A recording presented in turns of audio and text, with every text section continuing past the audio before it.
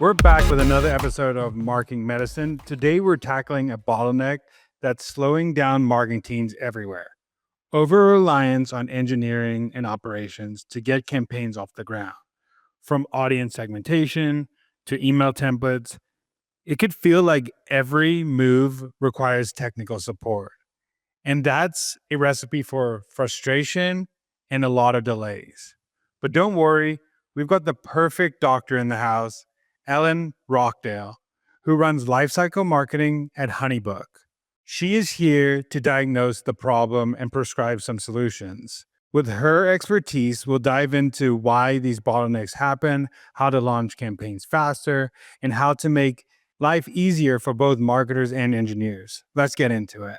Okay, I'm coming to Dr. Allen with the issue of the day. And the issue we're going to talk about today is why marketing teams are often lean too heavily on engineering and operations to get the campaign in the door. So, why do you see this issue of why marketing teams rely on these two parts of the business to get out a single marketing campaign usually?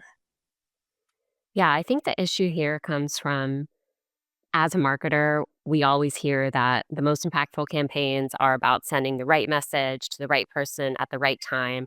And so when you're really trying to optimize for all three of those components, and you're also hearing about how important personalization is and, getting the urgency right and the timing right, I think we, create this ideal campaign in our head that's really reliant on custom events and specific data that's at the user level. And so we really think that we can't launch a campaign unless we have really specific engineering requirements, really specific data requirements. And so we end up creating a request that just gets stuck in the backlog of, multiple teams. And ultimately, we just get slowed down. Nothing goes out because we're chasing that, ideal instead of, optimizing for action and figuring out the MVP and what can we do quickest to get these initial results.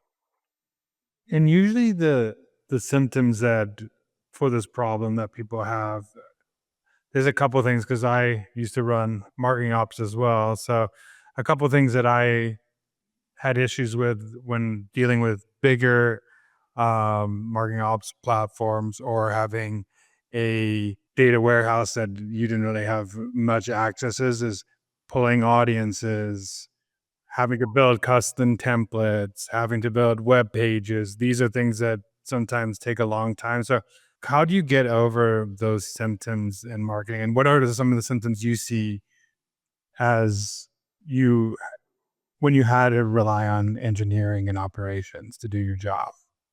Yeah, I would say one of the big things is having, silos between the teams where as marketers, you're only trusted to, write the content or pick out the design or come up with the messaging and all of the other pieces of the campaign are out of your hands.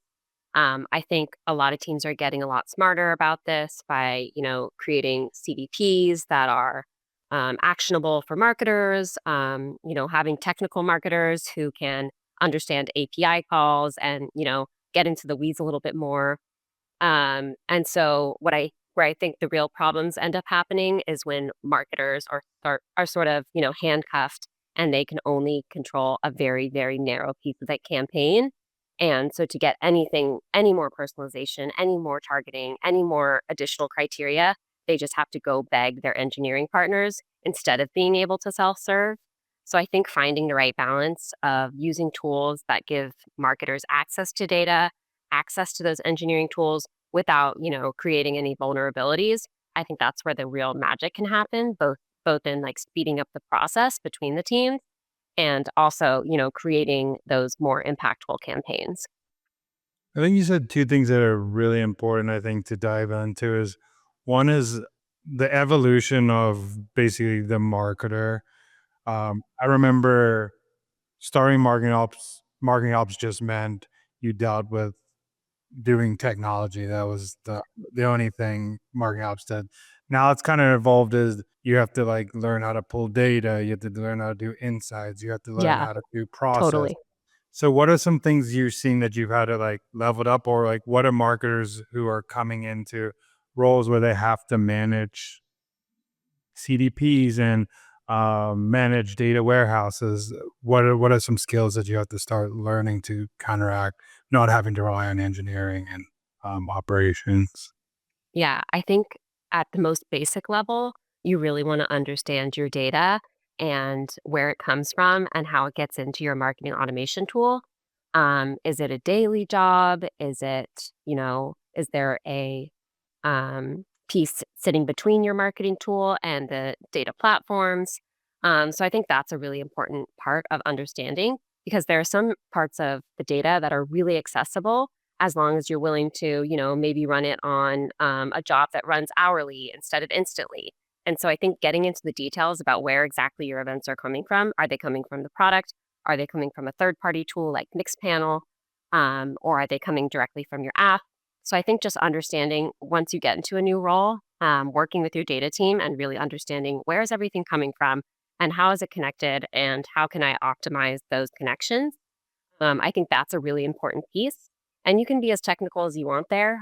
But I think understanding is the first path that every marketer on the team should get to because then you really have a shared language between your partners as well. And you can write clear requests to them, and they can really understand what your needs are and and how you'll use that data once you get it. I think another piece that's really important is also understanding what tools you have access to. I think a lot of marketers think they're blocked by data and engineering, but they don't know that there are tools like CDPs, like High Touch. For Iterable, which is our marketing automation platform, has something called Smart Ingest.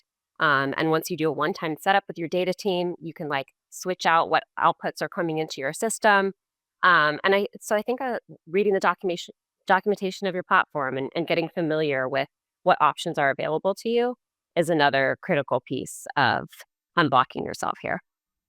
Yeah, I think that piece of being able to control the data ingestion is so important because that a lot of the time is the bottleneck is you have to go change the data ingestion or you have to go ask someone and then it's not a priority for them, so it will take a week or 2 or 3 weeks to get that single um, thing changed for yourself. Another bottleneck of having to rely on other teams to do things are when you have a campaign that goes out faster. So, how do you deal with campaigns that have a really quick turnaround, say 24, 48 hours that we need to get this campaign out? Um, the marketers are telling, say, head of demand gen or whoever is coming to you and saying, we need to get this campaign out fast. Yeah, I think in each company it's different, and understanding where your bottleneck is coming from. Are you missing the targeting piece? Are you missing a specific event firing so that you can identify these users? So I think figuring out exactly what piece is slowing you down is really important, and then working through that. I think most campaigns, while not ideal, can be turned around. uh, in that time frame if marketers are set up for success and they have access to the right tools. So if you're in a marketing automation platform where you have enough targeting criteria, for instance, where you can create really intelligent, highly segmented audiences, then that should get you about 90% of the way there. And then maybe if you can exclude people with certain events, I think building out that foundational piece of having robust data in your tool that you can always have access to will allow you to move faster. And I think it's a solid argument if you need to go to other teams or you need to go ask for more budget. Because if you can say, I can turn around things, 10 times faster, or I can turn things around in 2 days instead of 7 days, that's what really will convince these people to give you more access, give you more, um, empower you to do your job faster and better. And so I think that's a critical piece is just taking a hard look at your tech stack, what you have access to as a marketer and what you're blocked by, and figuring out how you can get unblocked and what's a compromise between you and your data teams and your engineering team where you have enough to do your job, but you're also not, risking anything crazy. Yeah, and what is your advice to build relationships with those teams? Because I think part of the role is making sure that they trust you and you trust them to do each other's job. And more trust you have, the more leeway and asks you can ask them to do things for you. Yeah.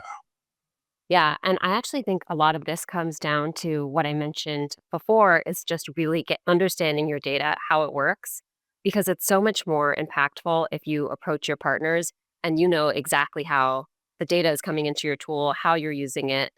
I feel like a lot of our engineering and data partners have this sense that marketers aren't technical at all, and they just come to them with crazy requests, not understanding what kind of a ask this is and what kind of work is involved to get a new piece of data or to get a new event. And so I think doing your homework of understanding how your tool works and what, while you may not know all the details, getting an understanding of how complex an ask might be and figuring out what a reasonable timeline is will get you much more respect from your partner teams.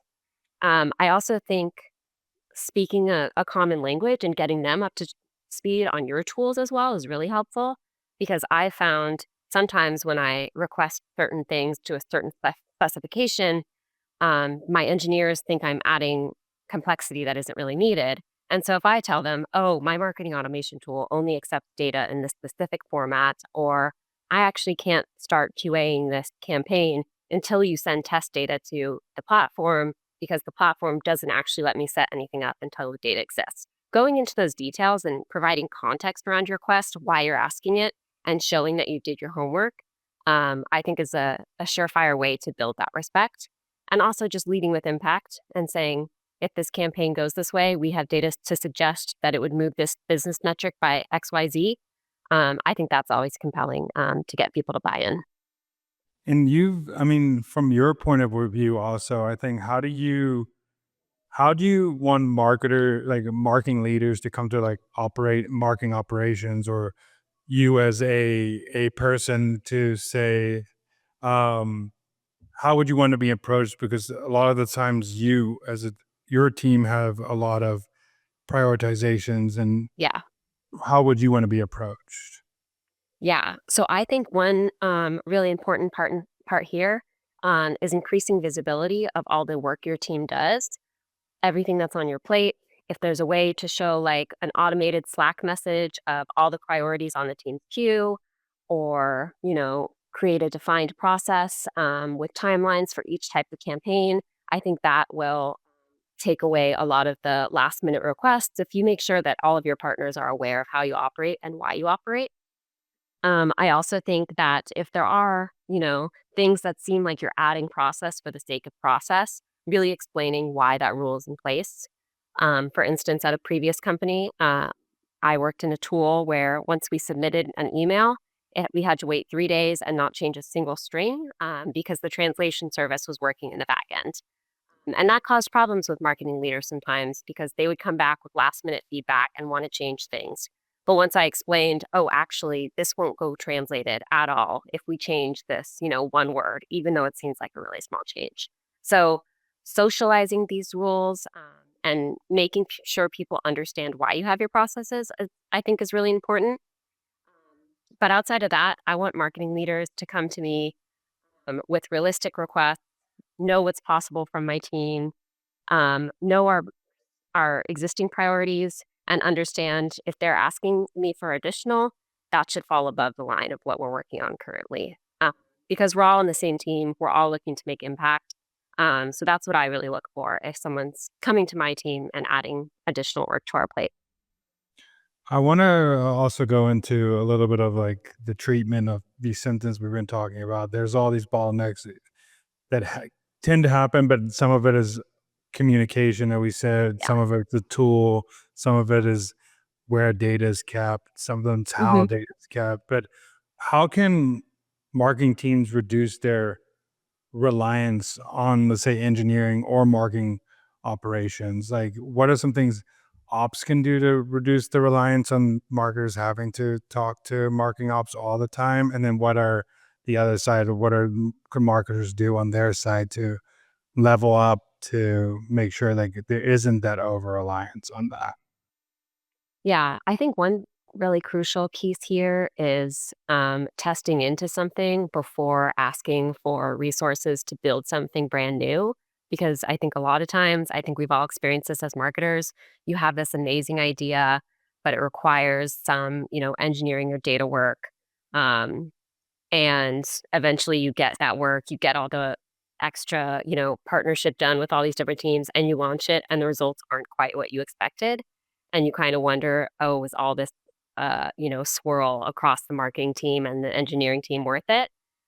So what I really like to do if my team is asking for resources, whether it's from the data team or the engineering team, is to figure out how we can do a quick MVP test on our own to see the potential impact of this. Maybe you get a one-time data spreadsheet from a team, or you do a quick SQL query. Um, Anything quick and dirty that will get you those directional results. Because a lot of times we run those quick and dirty tests and we're not really seeing the impact. The, engagement isn't there, or this wasn't really what our users were looking for. So, and then you have a stronger case when you eventually ask for those resources. If you have amazing results, you can say, "Hey, look at what we did. This was just a small sample size, but if we get this automated, like imagine what can happen." So I think that's a really crucial piece: the project planning and testing. Um, and then I would also say for marketing ops, how marketing ops teams can stop relying so much. I think it's a fun challenge to figure out, is there a way I can do this a hacky way in my own system without engineering? A lot of MarTech tools allow a lot more freedom for marketers if you're technical. Can you make your own quick API call within the system yourself? Can you update user profiles in a unique way to tag them so that they get a specific type of communication? I think that's a really fun way to level up a marketing ops team, is to almost be a pseudo engineer and figure out all the cool new features that these tools are releasing all the time and figure out how you can do it yourself. So I think that's a really interesting techniques that's getting more and more possible with all these cool new features coming out. Yeah, I think you said something really important is one of the biggest bottlenecks is the tool that you pick for marketers because a lot of it is some of these tools um require like heavy SQL knowledge Yeah. and heavy like manual data ingestion. So could you talk a little bit of the importance of choosing the right tool in the first place as a Yeah. marketing? Yeah, I think that's a foundational piece that enables all of these other decisions down the line. I think understanding your business, what kind of messages you want to send, what kind of audience you're sending, is a crucial piece of figuring out what tool you're going to choose, and also figuring out the team that will be working on this tool. Is it just a small team of 3 email marketers who will code, but don't have access to all of these backend tools?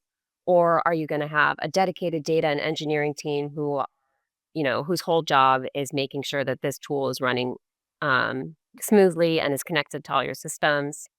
Because different businesses have different needs. There are some tools that are, drag and drop template editors, send to the same lists pretty frequently, and don't require a lot of bells and whistles, and you can get a much cheaper tool if you're just looking to do that.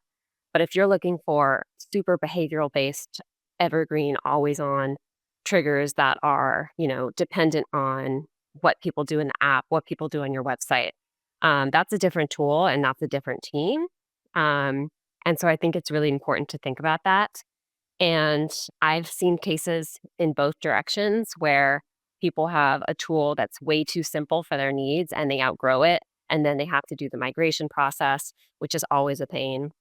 And then I see on the other side where people are really just sending, newsletters and welcome emails, and they have this really powerful tool that has all of these additional functionalities that they're not even touching, and they're likely overpaying. Uh, so I think it's really important to think about what you need now and what you think you'll need in, 2, 3, 5 years, and who will be supporting it when picking a tool. Yeah, I think another part of it too, would you which reduces the need for engineering support is having like pre-built audiences that you already Yeah. built in ahead of time, and also like pre-built templates, so you don't always have to Yeah, be, hey, definitely. going. So what are updates? What updates can marketing teams make to like simplify workflows and reduce those dependencies? Yeah. So exactly what you said. When it comes to audiences, figure out like who your audiences are that you send to on a regular basis. Is it, subscribed members, churned members, and members in onboarding? Um, and these may evolve as you continue. If you find yourself sending to the same audience, 2 or 3 times, it's probably worth it to create like that base audience that you can add on segmentation as needed, but that you can just easily pick from your audience list, create a campaign in minutes for. So I think audiences is a really important piece. I also think templates is a really important piece. So thanks for mentioning that. And I think templates and designing and building emails is where a lot of teams get stuck spending too much time. Depending on your needs, you could either use like a template builder, drag and drop, where it's very simple, but sometimes you do, miss out on, the beautiful elements of a fully HTML coded template. But even if you go the fully coded template route, you should have a library of modules that you can constantly reference, that you can just bring together at any moment. Ideally, it's signed off by creative, so you don't have to get everything checked by a designer. So that in that scenario where your marketing leader comes to you and says, "Hey, I need a brand new campaign sent tomorrow," you say, "I have this library of templates. Let me know which one looks good to you, drop in the copy." And it's way faster than coding something from scratch or working with a designer to build something brand new. So I think those are both critical elements of speeding things up and avoiding, those bottlenecks. Yeah, I think two more things I want to talk about. I think you did mention one of them, but I think the importance of like streamlining data ingestions and integration with marketing tools so engineers don't have to intervene at all.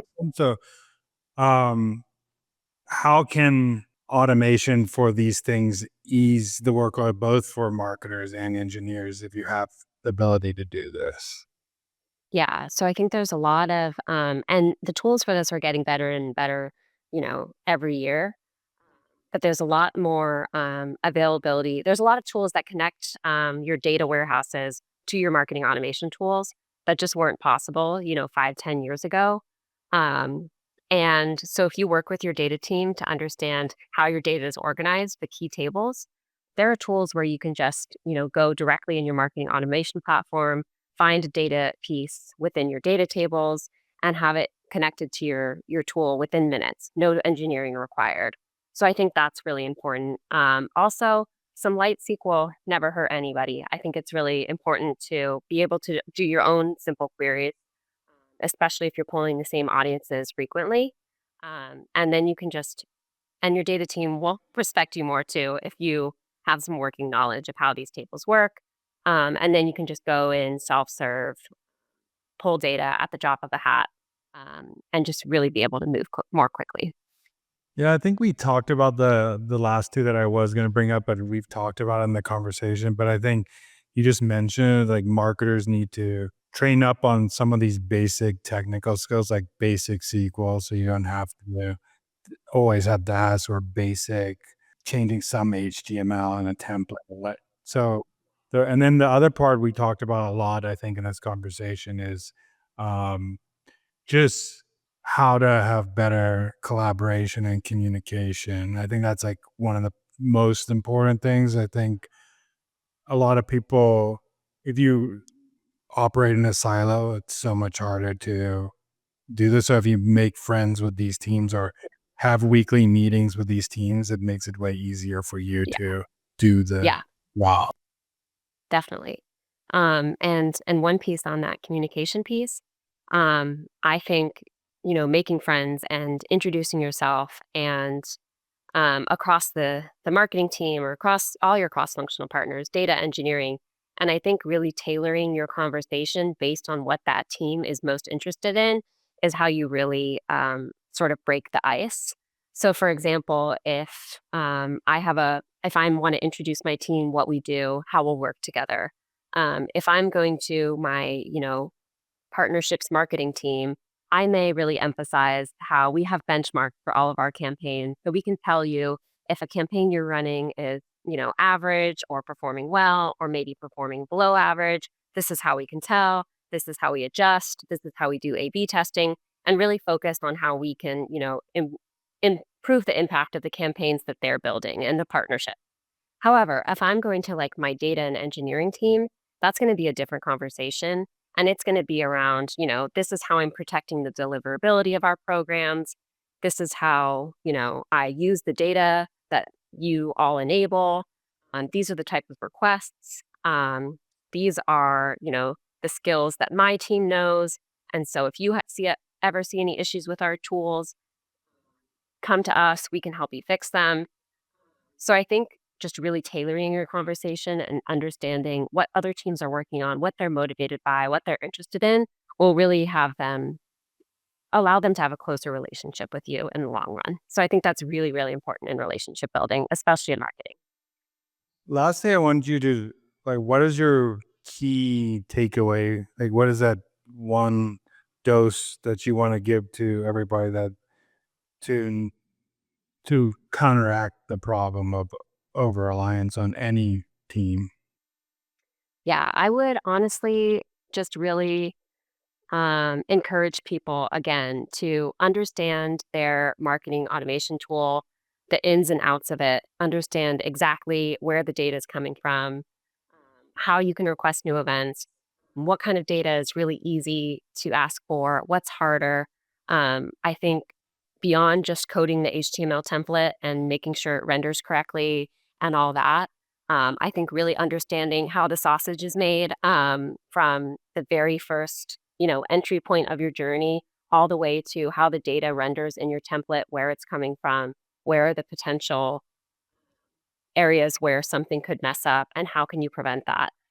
I think will just make us all better marketers, and having that technical knowledge, whether it be of a MarTech tool or, of how data systems work, what the best tools are for what kind of teams. I think that really creates this really valuable type of marketer who understands data and analysis and what their customers want, but also the technical piece and everything that's required to enable that campaign. Yeah, I think that's really important. I think learning where every part of that tool could go wrong, but also understanding what data does your company collect and what are the most important data points, and actually knowing those data points so you can Yes, totally. and where those data points are being collected, obviously, because that's a big issue for a lot of people is they don't know where, hey, I don't know where that data point came from. So, Exactly. Yeah. well, thank you so much for giving your treatment to this common marketing problem. I think a lot of marketers have slow campaign launches because of this.